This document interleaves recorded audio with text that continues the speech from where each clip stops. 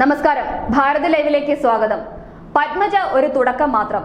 ഇനിയും വരിവരിയായി കോൺഗ്രസ് നേതാക്കൾ ബിജെപിയിലേക്ക് പോയിക്കൊണ്ടിരിക്കുന്നതാണ് ഈ ദിവസങ്ങളിൽ നമ്മൾ എല്ലാവരും കണ്ടുകൊണ്ടിരിക്കുന്നത്.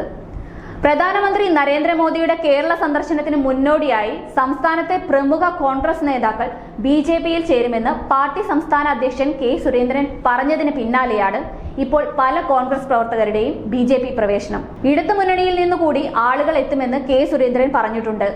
പത്മജയ്ക്ക് പിന്നാലെ മുൻ മന്ത്രിയായിരുന്ന വി.എസ്. ശിവകുമാറും മുൻ കോൺഗ്രസ് നേതാവായിരുന്ന കാർത്തികേയന്റെ മകൻ ശബരിനാഥനും ബിജെപിയിൽ ചേർന്നേക്കാമെന്നതാണ് പുറത്തുവരുന്ന പുതിയ വിവരം.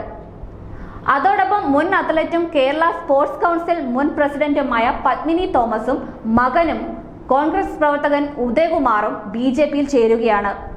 വർഷങ്ങളായുള്ള കോൺഗ്രസ് ബന്ധം അവസാനിപ്പിച്ചാണ് കായിക താരം കൂടിയായ പത്മിനി തോമസ് ബിജെപിയിൽ ചേരുന്നത്. പത്മിനി മാത്രമല്ല, കോൺഗ്രസ് സേവാദൾ മഹിളാ തിരുവനന്തപുരം ജില്ലാ ജനറൽ സെക്രട്ടറിയും സജീവ കോൺഗ്രസ് പ്രവർത്തകയുമായ വേങ്കോട്ട് അജിതകുമാരിയും ബിജെപിയിൽ ചേർന്നു കഴിഞ്ഞു. കേന്ദ്രമന്ത്രി രാജീവ് ചന്ദ്രശേഖറിൽ നിന്നും അവർ ബിജെപി അംഗത്വം സ്വീകരിച്ചു. കോൺഗ്രസിനുള്ളിൽ കാലാകാലങ്ങളായി വനിതാ പ്രവർത്തകരോടുള്ള അവഹേളനമാണ് ഇപ്പോൾ ബിജെപിയിൽ അംഗത്വം സ്വീകരിക്കാനുള്ള കാരണമെന്ന് അജിതയുടെ വിശദീകരണം.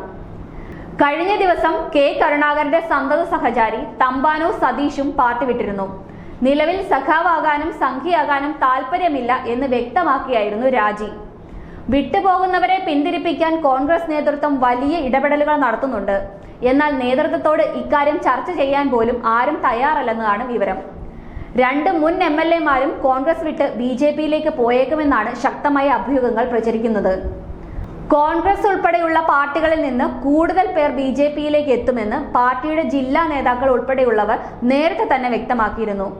കൊല്ലത്തെ ചില കോൺഗ്രസ് നേതാക്കൾ ബിജെപിയുമായി ബന്ധപ്പെട്ടിട്ടുണ്ടെന്നും ഇടുക്കിയിലെ CPM-ന്റെ പല നേതാക്കളും ദേവികുളം മുൻ MLA ആയിരുന്ന S. രാജേന്ദ്രനും ബിജെപിയോട് അടുക്കുന്നു എന്ന തരത്തിലുള്ള വാർത്തകളും കഴിഞ്ഞ ദിവസങ്ങളിലൊക്കെ പ്രചരിച്ചിരുന്നു. എന്തു തന്നെയായാലും പ്രധാനമന്ത്രി നരേന്ദ്രമോദിയുടെ വരവിന് മുന്നോടിയായി ഇനിയും കേരളത്തിലെ പ്രമുഖരായ പല കോൺഗ്രസ് നേതാക്കളും ബിജെപിയിലേക്ക് ചുവടുമാറിയേക്കാം. പ്രധാനമന്ത്രി നരേന്ദ്രമോദി ഈ മാസം 15-ന് പത്തനംതിട്ടയിലും 19-ന് പാലക്കാട് നടക്കുന്ന പരിപാടികളിൽ പങ്കെടുക്കാനായിട്ടാണ് കേരളത്തിലെത്തുന്നത്. 15-ന് പത്തനംതിട്ടയിൽ നടക്കുന്ന പൊതുസമ്മേളനത്തിൽ 10,000-കണക്കിന് ആളുകളെ പ്രധാനമന്ത്രി അഭിസംബോധന ചെയ്യും. 19-ാം തീയതി പാലക്കാട് ഗവൺമെന്റ് ബോയ്സ് സ്കൂളിൽ പരിസരത്ത് നിന്ന് കോട്ട മൈതാനം തുടങ്ങി 5 വിളക്ക് വരെ റോഡ് ഷോയും നടക്കും.